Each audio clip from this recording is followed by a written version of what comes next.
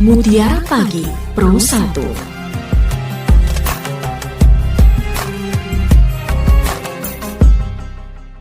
Assalamualaikum warahmatullahi wabarakatuh. Selamat pagi pendengar dan pemirsa RRI Sumeneb.net. Senang sekali pagi ini kita bisa berjumpa kembali di Mutiara Pagi edisi Ramadan.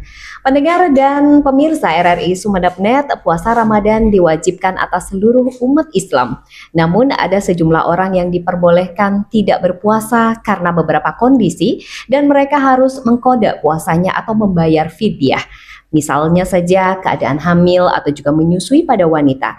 Banyak yang mempertanyakan apakah perempuan yang berada dalam dua kondisi tersebut mendapatkan keringanan untuk tidak berpuasa.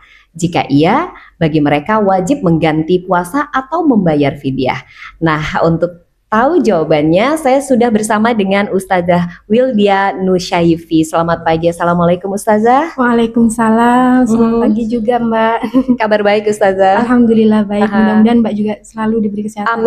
Amin. Masih berpuasa Ustazah? Alhamdulillah. Masih ya, lancar ya, mudah-mudahan sampai nanti ya. Amin. Ya Ustazah, tentang hutang puasa wanita hamil dan menyusui, ini wajib qadha atau fidyah? Silahkan Ustazah. Baik. Sebelum saya langsung masuk materi tentang hutang puasa bagi wanita hamil dan menyusui, nah perlu kita ketahui bahwa puasa Ramadan ini adalah kewajiban bagi kita semua ya. Tapi tidak semua manusia di sini diwajibkan untuk menunaikan puasa Ramadan. Ada 5 syarat yang harus dipenuhi sehingga orang itu menjadi berkewajiban untuk melaksanakan puasa di bulan Ramadan. Yaitu yang pertama, haruslah Islam.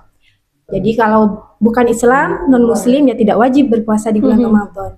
Kemudian juga mukallaf, orang yang sudah baligh, kemudian berakal. Maka kalau anak kecil, kemudian orang gila, nah itu tidak berkewajiban berpuasa di bulan Ramadan. Kemudian syarat yang ketiga adalah dalam keadaan sehat.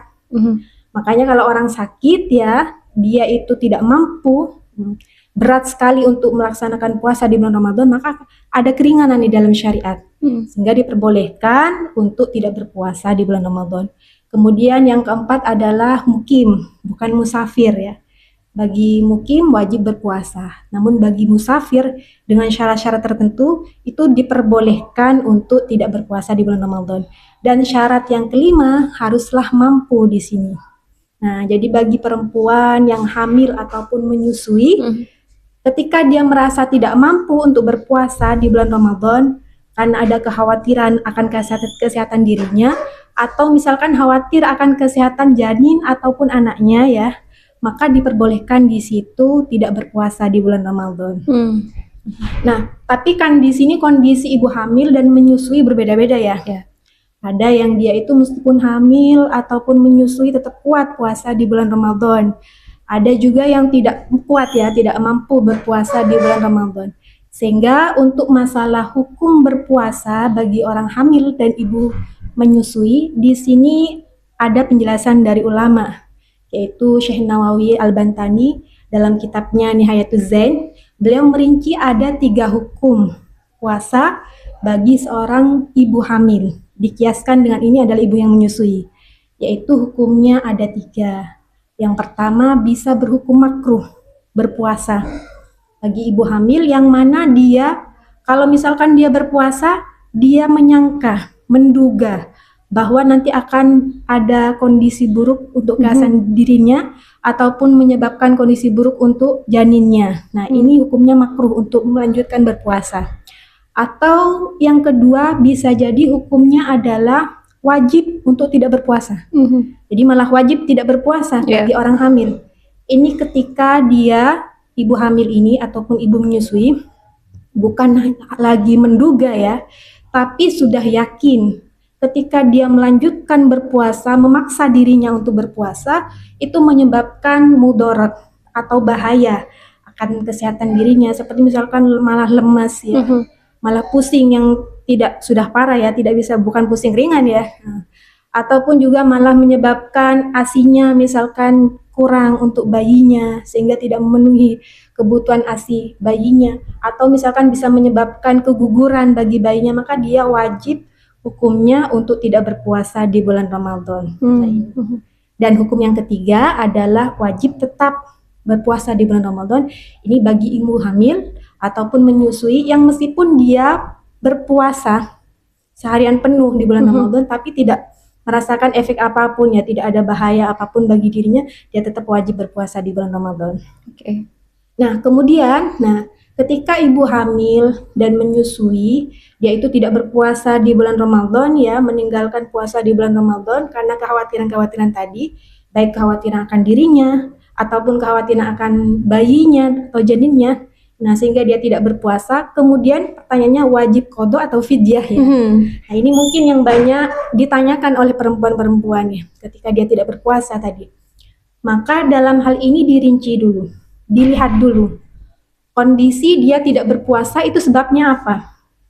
Kalau misalkan sebab yang pertama, dia itu tidak berpuasa karena dia itu khawatir akan dirinya dan khawatir akan janinnya. Jadi khawatirnya dua-duanya. Iya. Khawatir akan dirinya, kesehatan dirinya, dan khawatir akan janinnya, maka dia itu wajib qadha saja. Jadi tidak wajib fidyah. Itu kondisi yang pertama.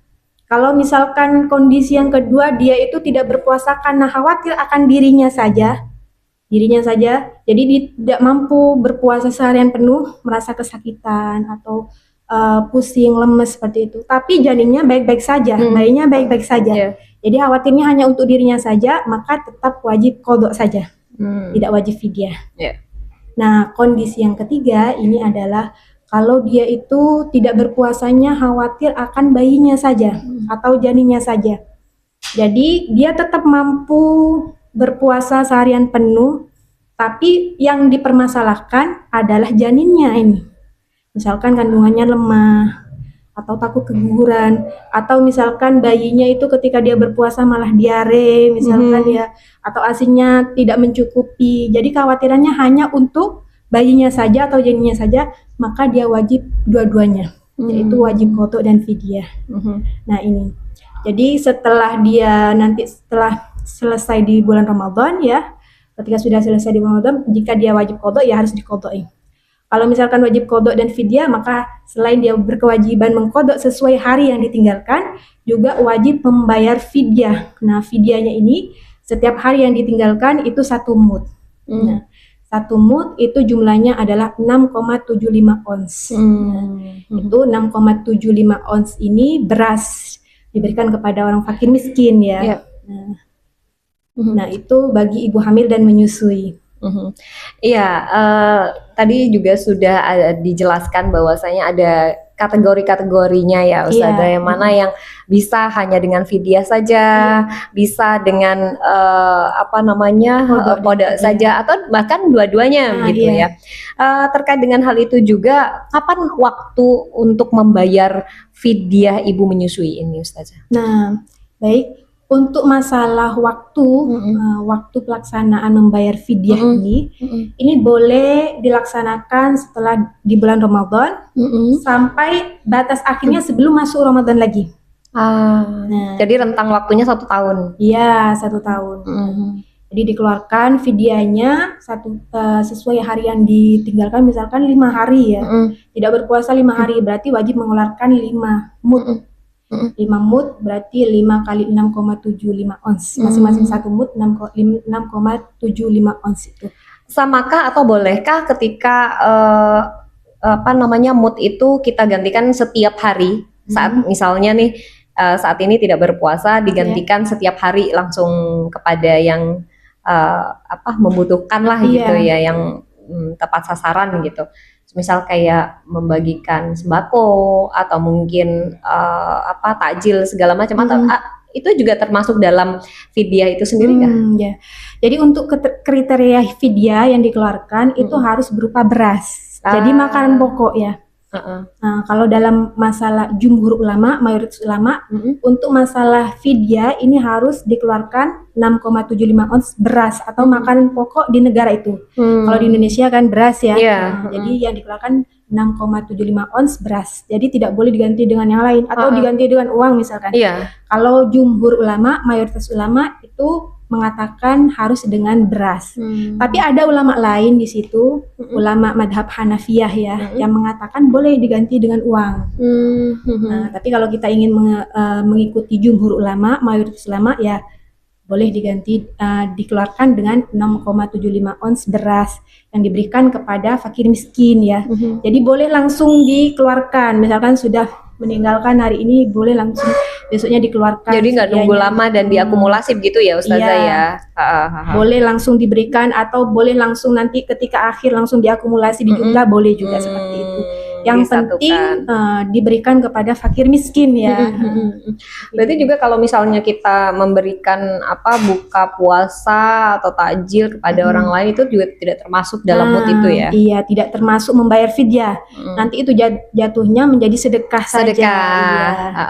Jadi pahalanya tetap, tapi bernilai sedekah, tidak bisa menggugurkan kewajiban fidyah tadi. Itu kalau dikeluarkan bukan berupa tadi beras ya.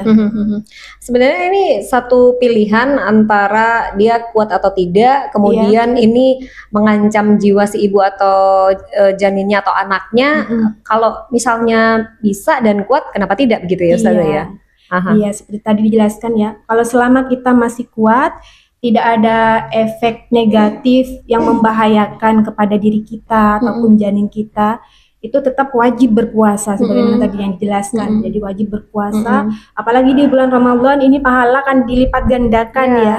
Jadi semaksimal mungkin untuk tetap selama masih kuat berpuasa tetap. Apalagi sekarang kan ada kadang orang-orang itu minum susu kurma, tetap bisa kuat berpuasa, atau mungkin makan apa yang bisa meningkatkan energi tetap ya, asinya tetap lancar juga, insya Allah tetap bisa ya. Jadi jangan dijadikan alasan gitu. Misal saya lagi hamil ini jadi nggak berpuasa, terus saya lagi menyusui gitu, itu jadikan alasan untuk tidak berpuasa itu tidak boleh ya Ustazah ya. Apalagi kalau ibu hamil selama dia mengandung ya, apapun aktivitas yang dilakukan pasti berpengaruh kepada si janin ya.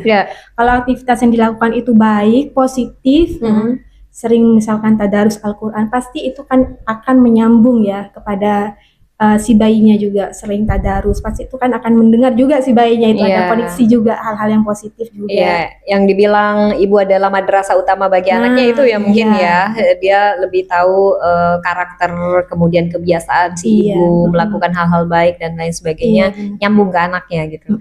Tapi kalau misalnya orang hamil tuh kalau sering mendengarkan mohon maaf orang tuanya atau mungkin lingkungan sekitarnya sering ngumpat, sering berbuat tidak baik, itu juga berpengaruh kepada janinnya juga. Karena otomatis janin itu kan juga mendengar ya. Makanya akan ada penelitian juga ketika janin itu mulai dibacakan murotal, didengarkan dengan lantunan-lantunan ayat suci Al-Quran, itu bisa jadi merekam juga ketika masih dalam kandungan. Otomatis kalau yang didengar dengan hal-hal yang negatif juga, si janin juga merekam juga itu meskipun masih ada di dalam kandungan itu. Makanya dokter juga mengatakan ibu hamil itu nggak boleh stres, kemudian juga menjauhi hal-hal yang tidak baik gitu ya. Itu karena terkoneksi sejak dia ada di dalam kandungan. Kalau untuk membayar fidyah itu sendiri, ketika kita mohon maaf tidak tahu gitu, harus berapa ons, harus berapa liter atau hitungan kilogram gitu. Kita hanya punya niat saya mau bayar fidyah gitu. Itu berdosakah atau tidak boleh ya Ustazah? Di luar ketidaktahuan kita nih, yang penting nih saya mau bayar fidyah gitu, ini mood saya untuk menggantikan puasa saya, tapi dia nggak tahu hitungan-hitungan secara aturan gitu, bahwa harus sembako, harus sekian liter, harus ini gitu, dan kalau bisa bukan berupa uang gitu. Kalau untuk masalah itu sekarang kan teknologi sudah canggih ya. Kayak misalkan masalah fidyah saja kita bisa searching mungkin di Google, cari gitu tahu cari tahu lebih dahulu agar apa yang kita keluarkan itu sesuai dengan tuntunan syariat. Jadi kalau misalkan 6,75 ons, mungkin ons itu berapa gram mungkin ya? Itu 675 gram. Jadi kalau misalkan kadang orang langsung ngasih 1 kilo langsung, itu enggak apa-apa, itu lebih nggak apa-apa, bernilai sedekah malah. Jadi sekaligus membayar fidyah juga dia bersedekah. Bersedekah. Jadi kalau misalkan kesulitan ya langsung digunakan 7 gram atau langsung digunakan 1 kilo langsung tidak apa-apa. Kalau untuk fidyah itu sendiri ada sahabat yang juga mengatakan bahwasanya kalau misalnya nih kita menggunakan beras merek A, ya kita harus bayar fidyahnya dengan merek A itu gitu. Nggak boleh kemudian kita makan dengan beras yang merek A tapi terus untuk bayar fidyah kita beli yang lebih murah kualitasnya. Itu seperti apa Ustazah? Nah, jadi untuk masalah ini memang tidak ada ketentuan harus beras apa ya. Tapi kalau kita ingin memberikan sesuatu sebagai sedekah atau ibadah ya, tentunya kita pengen hal itu adalah yang terbaik. Yang terbaik. Ya. Selama kita masih mampu untuk memberikan yang terbaik, misalkan beras yang merek terbaik yang unggul, ya kita keluarkan dengan segitu. Tapi kalau misalkan kita ada kebutuhan lain sehingga tidak bisa memberikan yang terbaik, berasnya yang terbaik, tidak apa-apa. Yang penting kita menunaikan sesuai dengan syariat, ukurannya dan juga jenisnya adalah berupa beras. Nah, itu insya Allah sudah cukup membayar fidyah. Oke, jadi tidak ada patokan misalnya kita pakai beras A, bayarnya harus pakai beras A juga gitu, enggak ya. Tapi yang pasti jika misalnya ada uang lebih, rezeki lebih, barangkali memberikan kepada orang lain yang terbaik lah. Kalau bisa ya sama seperti yang kita makan mungkin ya Ustazah ya. Iya. Kalau untuk wanita menyusui itu kan rentang waktunya panjang ya. Iya. Bukan seperti kemudian orang yang hamil yang dia hanya 9 bulan gitu. Iya. Kalau orang menyusui itu sampai kadang ada yang 2 tahun, 3 tahun, bahkan lebih. Itu bagaimana Ustazah untuk kembali ke Ramadan berikutnya? Kapan waktu dia kemudian kodok puasa gitu ya. Nah, jadi kalau misalkan untuk ibu hamil dan menyusui, nah di sini kan ada rukhsah ya, ada keringanan. Nah, kalau misalkan dia tidak mampu untuk berpuasa, diperbolehkan untuk tidak berpuasa. Dalam masalah kodok juga, misalkan nih di bulan Ramadan dia masih hamil, ya, pas sudah Syawal melahirkan misalkan ya, melahirkan sampai menyusui 2 tahun misalkan ya. Sehingga ketika dia menyusui dia tidak kuat berpuasa juga. Nah, setahun penuh dia sama sekali tidak bisa mengkodok karena dalam posisi menyusui dan memang dia khawatir kalau menyusui itu bisa berkurang asinya dalam kondisi memang mengkhawatirkan kesehatan dirinya ataupun janinnya. Maka tadi sebagaimana tadi yang dijelaskan kan diperbolehkan untuk tidak berpuasa. Dalam masalah kodok ini juga ketika dia punya kodok puasa tapi karena dalam kondisi dia hamil, kemudian langsung menyusui ya selama 1 tahun, sehingga tidak punya waktu untuk bisa mengkodok sampai datang bulan Ramadan lagi ya. Nah, maka dalam hal ini dia tidak dikenai sanksi membayar fidyah tidak, tapi tetap punya kodok saja. Nah, jadi misalkan di kodok Ramadan yang dia tinggal selama dia hamil misalkan 7 hari ya. Nah, 7 hari ini dia tidak sempat untuk mengkodok sampai datang bulan Ramadan lagi. Maka tetap dia mempunyai kodok puasa 7 hari. Karena memang dia tidak punya waktu yang cukup untuk mengkodok puasanya. Beda halnya kalau misalkan perempuan yang teledor misalkan Nah, misalkan dia itu ketika Ramadan punya kodok puasa 7 hari. Terus kemudian mengganti ya, tidak cepat-cepat diganti sampai datang Ramadan lagi. Nah, ini dikenai sanksi membayar fidyah. Selain dia punya kodok 7 hari, ditambah lagi dikenai sanksi karena atas keteledoran tadi. Jadi membayar fidyah sebanyak 7 muds sesuai dengan jumlah hari yang ditinggalkan itu. Karena dia teledor, sebenarnya ada waktu yang dia punya untuk bisa mengkodok puasanya, tapi karena teledor itu jadi dikenai sanksi untuk membayar fidyah. Beda halnya kalau tadi yang ibu menyusui, karena memang tidak punya waktu. Nah, itu tidak dikenai sanksi bayar. Nyambung gitu ya dari tahun ini, tahun berikutnya dan terus. Boleh nanti dikodok kalau sudah anaknya sudah tidak menyusu lagi. Nah, itu baru kemudian dikodok boleh.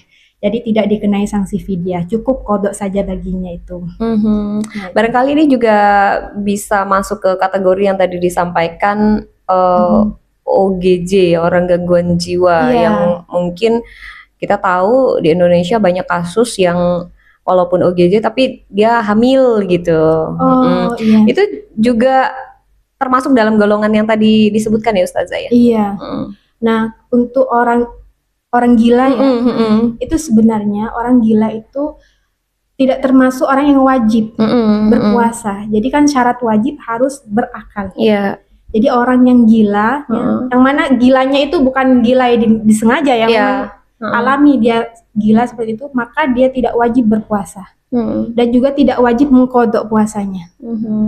Karena akalnya tidak sehat Iya, ya. karena memang sudah tidak termasuk dari syarat wajib tadi yang 5 tadi. Beda halnya kalau misalkan orang gila tapi yang gilanya disengaja mungkin ada ya.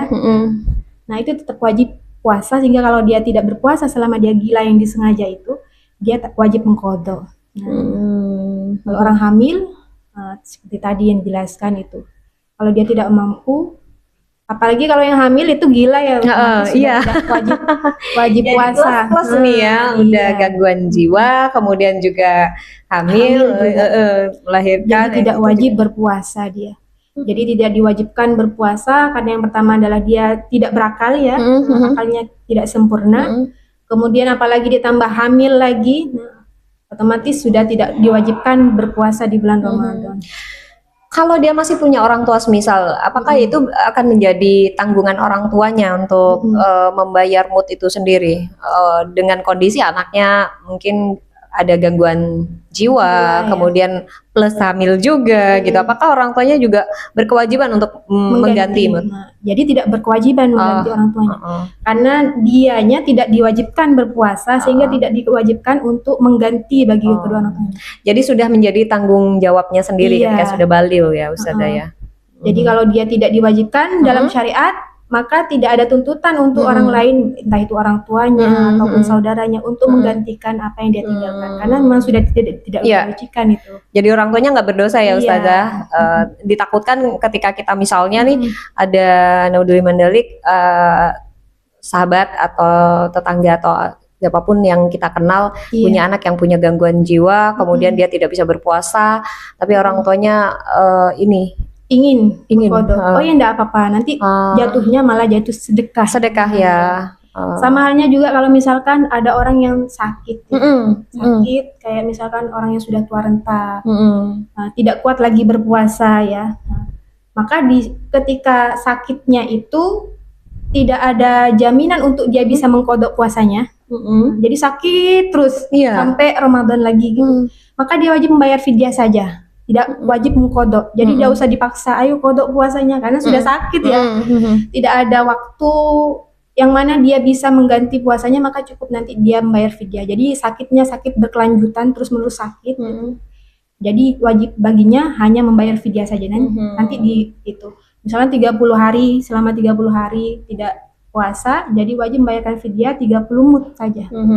Dan itu keluarga juga bisa berperan juga ya Ustazah. Iya. Semisal si yang sakit ini sudah nggak bisa mikir ke arah situ gitu. Barangkali iya. keluarga juga bisa berperan dalam hal itu. Iya. Jadi keluarganya nanti yang membantu mengeluarkan fidyahnya untuk yang sakit. Bayar fidyah 30 mud. Jadi tidak usah keluarganya menggantikan untuk mengkodok puasanya, tidak Iya. usah. Cukup langsung Mud dibayar aja. mud aja itu. Oke. Orang sakit. Pernah ada sahabat yang mengatakan bahwasanya kalau puasanya anak kecil itu pahalanya diambil sama orang tuanya, benar nggak sih Ustazah? Oh iya. Untuk masalah itu tentu pahalanya untuk dirinya sendiri ya. Jadi tidak diambil oleh orang tuanya. Meskipun anak kecil itu tidak berkewajiban ya. Iya. Sebelum dia baligh tidak wajib untuk berpuasa. Tapi ketika dia berpuasa, dan puasanya sesuai ya dengan tuntunan syariat, sudah meninggalkan hal-hal yang diharamkan, menjalankan apa-apa yang diperintah oleh syariat, rukun-rukunnya, syarat-syaratnya puasa sudah dijalankan dan puasanya sah, maka nanti pahalanya kembali kepada anaknya itu sendiri. Tapi juga orang tuanya tentu juga dapat pahala karena sudah membimbing anaknya tadi untuk tetap puasa. Ngajarin, melatih ya. Melatih mulai dari 7 tahun mungkin dilatih ya. Karena kalau anak kecil itu kan tidak bisa langsung ayo puasa 1 hari gitu ya. Iya. Jadi mulai dari 7 tahun dibiasakan, mungkin setengah hari dulu. Atau misalkan sehari tapi sahurnya pagi-pagi mungkin gitu ya. Jadi dilatih sedikit demi sedikit akhirnya sampai bisa puasa seharian penuh. Jadi di sini peran orang tua juga sangat berpengaruh ya, agar anak itu bisa menjalankan syariat dengan baik, mulai dari puasa juga, sholat juga. Nah tentu di situ orang tua yang harus berperan aktif. Jadi jangan sampai hanya kita menyerahkan kepada gurunya saja, ustadzanya saja yang ada di madrasah ya. Tapi untuk dalam masalah ini orang tuanya yang sangat berperan aktif dalam masalah puasa juga, termasuk juga masalah sholat ya, kewajiban-kewajiban. Jadi mulai dari kecil 7 tahun itu sudah mudah diperintah. Oh tadi ada masa waktunya untuk mengkode puasa itu, Iya. 1 tahun rentang waktunya. Iya, sampai bulan Sya'ban ya. Jadi kalau sudah masuk 1 Ramadan ya tidak bisa lagi mengganti. Nggak bisa 1 kemudian tahun. diakumulasikan tahun depannya lagi, nggak bisa ya Ustaz? Tidak bisa. Kalau sudah masuk Ramadan lagi dia wajib bayar fidyah kalau teledor.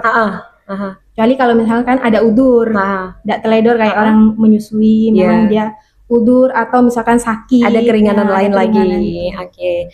Kalau semisal kita mengganti di Syawal kan setelah Lebaran tuh ada katanya puasa Syawal selama 7 hari. Iya. Kita menggantikan mau mengkode puasa kita yang di bulan Ramadan plus mau melaksanakan juga puasa Syawal. Apakah itu boleh? Nah, tentu saja boleh. Jadi dapat 2 nih, Ustaz. Iya. Jadi boleh ketika kita Syawal ya, kan itu juga puasa sunnah ya. Maka kan ada hadisnya Rasulullah, barang siapa yang berpuasa sebulan di bulan Ramadan ya, kemudian dilanjutkan dengan puasa 6 hari di bulan Syawal, maka itu pahalanya sama seperti berpuasa sebulan penuh. Nah, otomatis diperbolehkan juga bagi perempuan yang punya kodok puasa Ramadan ya, apalagi yang haid kan, pasti ya perempuan punya kodok ya. Nah, itu bisa juga berpuasa di bulan Syawal tadi. Nanti tapi niatnya cukup untuk puasa kodok saja. Jadi meskipun dia pengen puasa dua-duanya, puasa kodok, puasa Syawal, tapi niatnya hanya cukup untuk niat kodok puasa Ramadan. Nah, jadi tidak boleh digabung puasanya. Kemudian Kodok saya dan puasa Syawal. kodok dan Syawal tidak boleh. Jadi puasanya niatnya hanya niat kodok Ramadan saja, tapi pahalanya dapat dua-duanya. Oh gitu, karena di waktu Syawal itu sendiri Di waktu Syawal ya. itu. Jadi otomatis meskipun secara niat hanya kodok Ramadan saja, karena bertepatan misalkan dengan Syawal ya, atau bertepatan Syawal dan hari Senin Kamis misalkan juga ya, maka otomatis dapat semua pahalanya. Itu Menyelam sambil minum air gitu. benar iya. Ya barangkali yang terakhir Ustazah terkait dengan topik kita pada pagi hari ini, bagaimana menyikapi tentang qada dan juga fidyah pada ibu hamil dan juga menyusui. Silahkan Ustazah. Nah baik, untuk ibu hamil dan ibu menyusui ya, tentunya kondisi perempuan ketika menyusui ataupun sedang hamil itu berbeda-beda. Jadi selama kita masih bisa kuat untuk berpuasa di bulan Ramadan ini, maksimalkan untuk tetap berpuasa, melakukan hal-hal positif, kebaikan-kebaikan, ibadah-ibadah yang bisa kita lakukan secara maksimal di bulan Ramadan ini.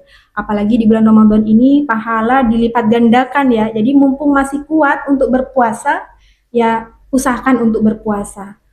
Kalau misalkan kuat untuk tadarus Al-Quran, tarawih juga, meskipun dalam kondisi hamil besar, ya tetap harus kita usahakan maksimal beribadah di bulan Ramadan. Kecuali kalau misalkan memang tidak mampu berpuasa di bulan Ramadan karena khawatir akan dirinya, khawatir akan janinnya ya, atau khawatir kedua-duanya, maka di situ ada keringanan di dalam syariat. Karena di dalam syariat itu ada hadis Nabi, la darara wa la diraran, tidak boleh kita membahayakan diri sendiri ataupun orang lain. Jadi kalau ada khawatiran bisa membahayakan diri sendiri ataupun janin, maka di situ ada keringanan, ada rukhsah di dalam agama untuk diperbolehkan tidak berpuasa di bulan Ramadan. Mudah-mudahan kita semua tetap bisa melaksanakan puasa Ramadan ini dengan maksimal. Kemudian diberi istiqomah tetap melanjutkan puasa ini dan aman-aman baik yang kita lakukan di bulan Ramadan ini sampai selesai di bulan Ramadan, tetap kita bisa istiqomah. Mudah-mudahan mendapatkan pahala yang berlipat ganda di bulan Ramadan, dan mudah-mudahan kita semua diampuni dosanya selama di bulan Ramadan ini. Amin ya rabbal alamin. Iya, pendengar dan juga pemirsa RRI Sumeneb.net, seperti tadi yang telah disampaikan oleh Ustazah Wildia, bahwasanya wanita menyusui yang tidak bisa berpuasa secara penuh di bulan Ramadan, maka sebagai gantinya ia harus membayar fidyah sebanyak hari-hari yang ia tidak berpuasa, yakni memberi mud Iya. dengan takaran yang sudah tadi dijelaskan. Jadi ya juga tidak perlu untuk mengqada puasanya di hari lain di bulan Ramadan jika memang tidak bisa memungkinkan gitu. Dan Ustazah terima kasih sudah membagikan referensi juga, kemudian juga ilmu dan pengetahuan, Iya, informasi sama-sama. yang mungkin sebagian orang tidak tahu mood itu apa dan berapa Iya. gitu, dan harusnya membayarnya menggunakan apa, apakah uang, emas dan lain sebagainya. Ternyata hanya cukup beras saja, kalaupun tidak mampu ya tidak apa-apa gitu ya Iya, Ustazah bisa ya, diganti bisa dengan diganti uang. yang lain. Oke. Dan usai sudah kebersamaan kita di Mutiara Pagi edisi Ramadan pagi hari ini, saya Diana dan juga Ustazah Wildia undur diri. Wassalamualaikum warahmatullahi wabarakatuh. Waalaikumsalam warahmatullahi wabarakatuh. Mutiara Pagi Pro 1.